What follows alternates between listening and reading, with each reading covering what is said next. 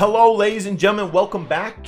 It's me, Blue, once again, and week 7 of the Paladins console league has come to an end, which means there's only 5 more weeks in the season, or excuse me, 6 more weeks, 5 more weeks. It's 5 more weeks, but no, 6 more weeks. Yeah, I'm off my rocker today. Anyways, once the week ends, you know what that means. It's time for the power rankings. So as always, let's get right into it. Coming in at number 16 this week is not Heating Up, and instead, Aerial Arise. This team once again didn't show up to play, and it's starting to get annoying as well, especially for myself, who have worked hard to cover the Paladins console scene, and for the teams who show up to play and end up not getting to. Aerial Arise has issues outside of the game with some players offering to play, so they won't pick them up. The other problem is they won't pick anyone that plays champs like Victor, Vivian, Leanne, you know, the ones who are strong on console, and instead always want to play champs like Eevee and Droxus and Bomb King and wonder why they cannot beat teams like Urn Manor and Flashpoint. This team is dead. Get them out of the league, since I'd rather watch someone like Chillplay get wrecked every week than have Aerial Arise waste everyone's time. At number 15, now Heating Up moves up in the rankings, but only due to Aerial Arise soaring to the bottom. This team has even more issues now. They decided to DM me on Twitter to tell me I was being an asshole. So basically, they want me to cover the Paladins console scene, but only cover 15 of the teams. Well, that means storylines would go untouched. Here are the storylines from this week alone. Heating Up lose to Stremix again, but this time in 4 games and not 5. And Dayton, apparently, according to some sources, blames his team after gaining an ego in countless 10 lobbies and leaves the team. Now here's some advice. Don't worry about what I say or what others say, and just try to improve in the game. Try new things, because no way in hell are you making the playoffs, as Heating Up's season is pretty much over.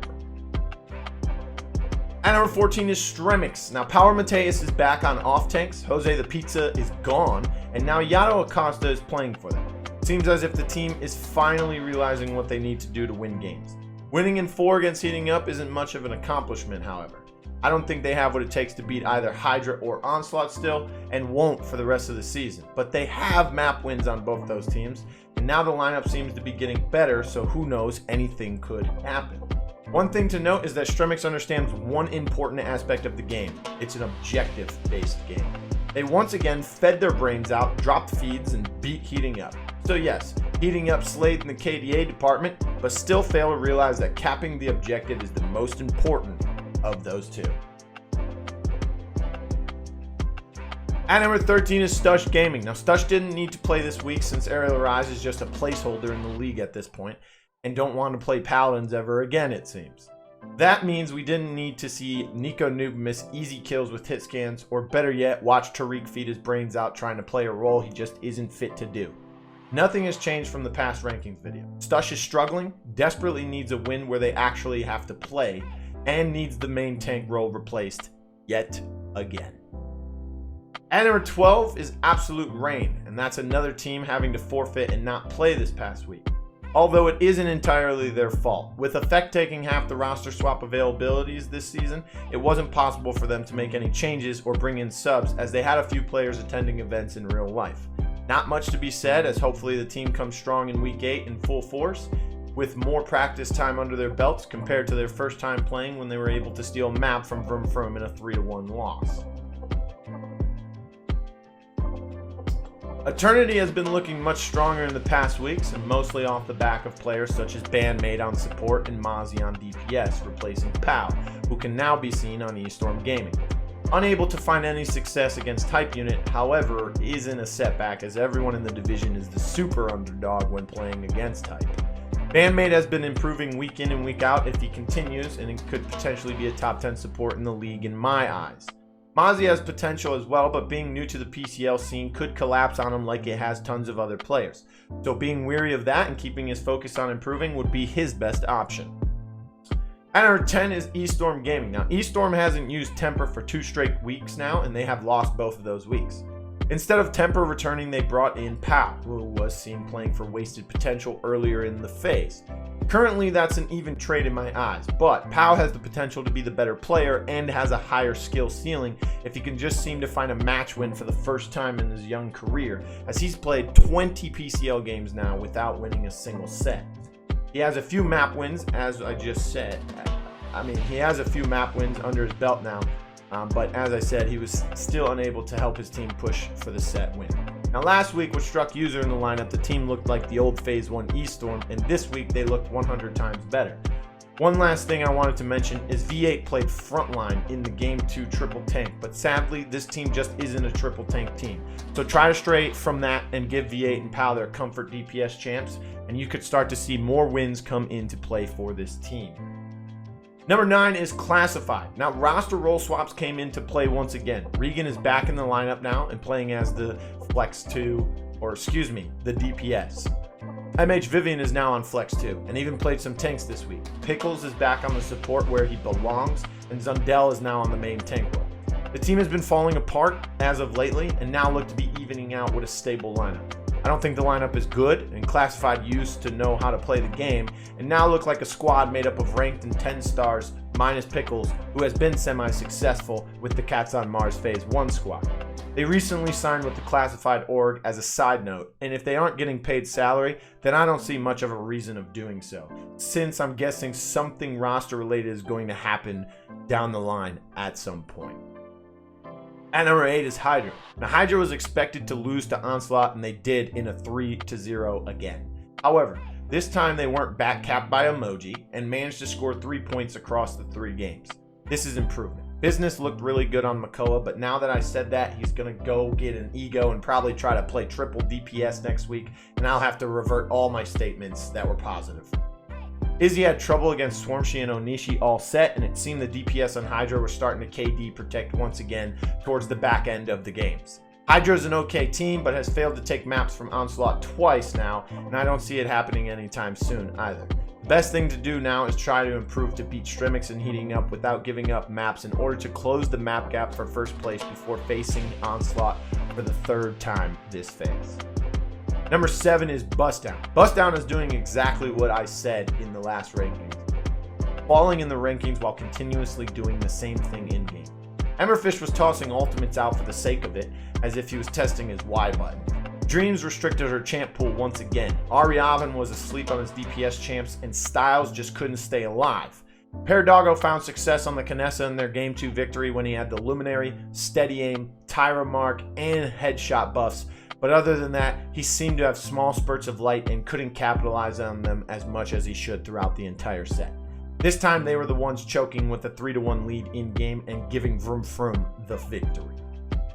At number 6 is Vroom Vroom, of course. Now, Vroom Vroom did something weird this week, and that was putting Nigel on DPS, or technically the Flex 2, as Legends played tank, aka Flex 1. Seeing Legends on tanks like Khan and still top deaths every game was actually crazy. It looked like 2018 Legends, who led the league by a mile in deaths total, but thankfully he has players like Nigel and Valerian carrying the load for him. Valerian kept doing what he has done all season so far, and that is just playing his hit scans and getting kills with them. Naju also had top kills in the match for them with 56 and was very impressive despite his past DPS stints that didn't look good to me at all, like in 2018. They needed this win against Bustdown and they were able to find it. However, it isn't enough to push them higher in the rankings just yet, as they will need to prove they are worthy in their next set and their 3rd matchup against Cyclone. Winning that could give them a big boost going into the last leg of the phase before the playoffs start to come into contention. Number 5 is Earn Manor. Now, Earn Manor is at number 5 again this week, and after we get through Flashpoint, you'll understand. I still don't think Earn Manor is better than Flashpoint despite beating them this week. Nor do I think they could beat Onslaught, although I would imagine it being a 5-game set between those two. Ernest played Ashe both games, and we got to see King Nick play DPS. This is what I want to focus on, since it could be a huge problem down the line for the team. Nick needs to learn Ashe to allow their drafts to be better against Flashpoint, as you would need Ernest on DPS against Flashpoint next time when they hopefully are full strength. Last but not least, Barcode did fantastic on Eevee, especially against Flashpoint, but then again, it was a handicapped Flashpoint. At number 4 is Cyclone. Now, Cyclone didn't play as they were given the victory from the Absolute Reign forfeit. I am curious to know who they planned on playing with if they did have the chance to. Is Harvey back in the lineup full time, or was it actually just a substitution last week? With Harvey in there, the team is much stronger, and I would believe it is the best option if thinking towards the playoffs, or aka the LAN. Kings isn't able to travel, and Luke isn't ready for a LAN at this time just yet, especially when facing teams like Hype Unit or Flashpoint. At number 3 is Flashpoint. Now, I'm going to get a ton of outcry for this, but there is a reason. So here's the breakdown. Prosper Logic didn't play. His phone was off, hence why he didn't answer the 200 plus calls his teammates made to him. Op is on holiday and had to find a stranger's PS4 to use, which by the way was very impressive for only having about 30 minutes to do so. And due to this, he had about 200 ping and they had to forfeit game 1. Add in the fact that Storm Avatar is super sick, like needs to be hospital level sick, and it is just a disaster for Flashpoint with all the odds stacked against them. However, Legacy and Skeppy are LAN MVPs. Everyone here has been to 4 LANs at the very least, and you guys are among the league's top 20 players of all time. So losing still hurts you in the rankings. Besides, I mean, if we don't give Earn Mana credit and just discrediting them would be unfair, as they have been improving and look very good this phase. Odds were stacked against Flashpoint, but I see the rebound already happening. And by the way, we hope that Prosper Logic's okay. We hope for a speedy recovery for Storm Avatar as well, from myself and everyone else in the Console Pro News. At number 2 is Onslaught. Now, another one I am probably going to get a lot of slack for is Onslaught being above Flashpoint. They beat Hydra this week, and that isn't their highest form of competition, or that is their highest form of competition in their division, which combined with Flashpoint losing gives them this spot in the rankings this week. I will tell you this, however. This will most likely only last until next week, at the most, the one after next. Flashpoint just has better teams in their division right now, but that could be changing since Aerial Rise just keeps not showing up. Stush is slowly deflating. As to Onslaught's, where Hydra and Stremic seem to improve, even if it is very, very slowly, and Onslaught is just waiting for playoffs at this point. No one in their division is going to be stopping them. And at number 1 is Hype Unit. Now, Hype Unit is number 1 again, and they beat their opponent 3-0 again, and it was a very fast set again. And I am left with nothing to break down for them again. Oh wait, they swapped roles, and it was interesting to see Exodia play frontline, Intrinsic play anything other than frontlines. Just kidding, it was stale and just meme content for them. However, it does help each one of them realize what the other person is doing on that role, if you get what I'm saying. Eternity, though, played well for the situation and tried, and will continue to improve if they show up and aim for just that.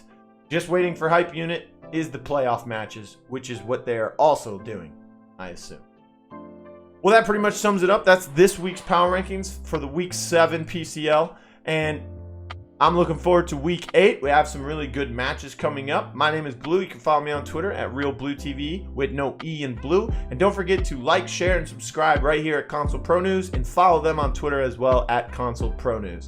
See you later, everyone, and keep grinding.